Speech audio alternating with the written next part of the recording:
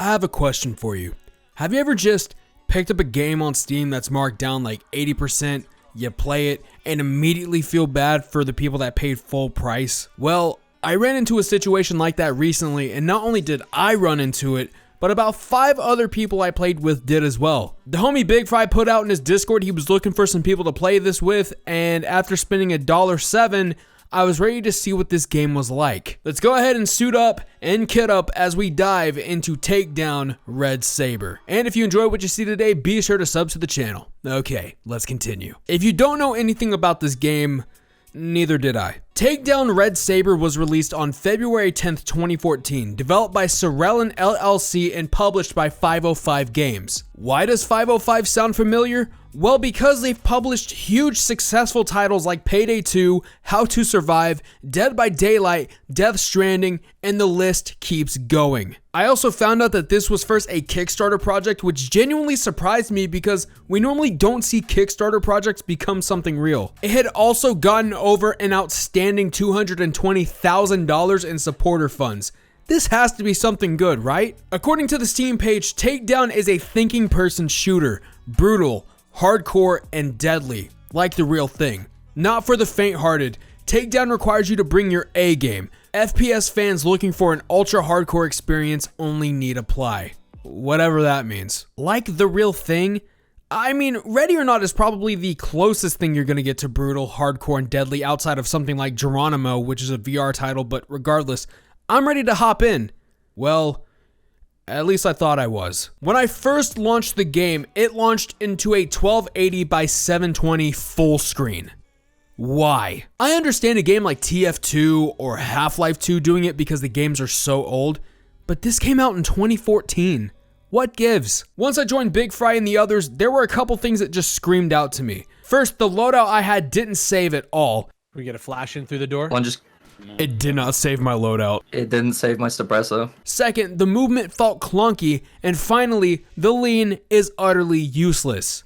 Yeah, that leaning is atrocious. You're barely able to peek anything, and to top it off, you can't move while leaning, which makes it really useful for the enemy team to overnight your ass into a coffin with ease. Speaking of the enemy team, the bots are somehow dumber than a YouTube prankster in 2023, but more skilled than your average COD sweat. Reason I say that is because you can hear these dumbasses yell at you from like the opposite side of a wall, right? But the second you step out into their line of sight, you gotta have reflexes quicker than the speed of light, because if you don't, they sure as hell will.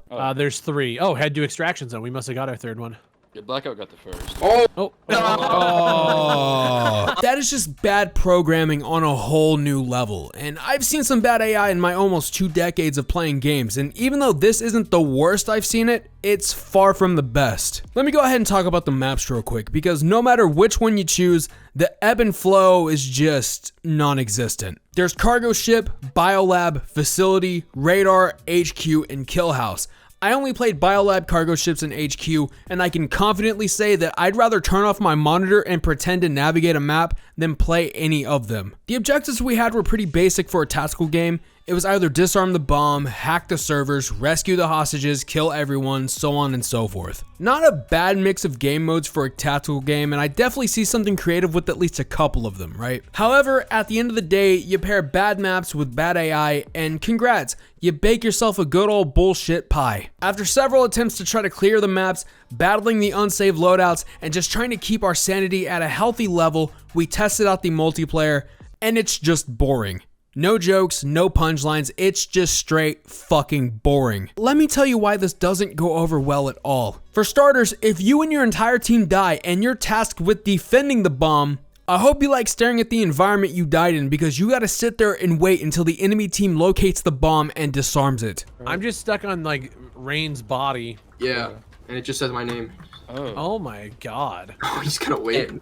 Are you guys dead? Because I see 3 dead bodies. Yeah, no, we're dead. We're dead. The bomb's like on that floor. Right there, yeah. Oh yeah, I see what y'all are talking about now. Like you can't spectate anything else. The biggest kicker is that there is no indication of where the bomb is even at on both sides. This is just one big ass Easter egg hunt for an explosive, and instead of getting like 5 minutes to ramp up the intensity, you get 10. If you want to grief your enemies into submission by boredom, This is the perfect opportunity. And to top it off, aside from the 6 of us playing, we saw one other person that was not associated with us play this game. And that's it. Oh, he left. He left. Yeah. I would too. Yeah, I don't blame You you, got bro. shit on, bait. Right. Imagine he paid $1 to play the multiplayer. Just got shit on. No friends to play with. By only paying $1, you're probably saying, well, what did you expect, Blackout? Well, did I fail to mention that this game goes for upwards of $15? Sure, it's not terrible compared to other titles that have $5 worth of content listed for $30, but I still don't feel like it's worth the money. I actually refunded the game to get my dollar back. Yeah, that bad. Now for my final thoughts. Secellan set out to do one thing, and that was to introduce a new style of tactical FPS that we've only seen from games like SWAT, Counter-Strike, etc. And what ended up happening was they released a game that felt like a prototype build, and here we are 9 years later and the game still doesn't feel complete. I understand that comparing Takedown to something like SWAT is comparing Mountain Lightning to Mountain Dew. They're the same foundation, but they're slightly different. One of those being that SWAT was made by AAA studios, where Takedown was made by an indie studio, so the budget wasn't even there for it. Also, considering the time period this came out in, AAA studios were dominating the gaming scene, opposed to now where indie studios are putting a boot in the AAA industry's ass every single day. I personally think the game got released rare instead of well done. And if you're into playing games that run bad just so you can laugh and have fun, by all means, enjoy.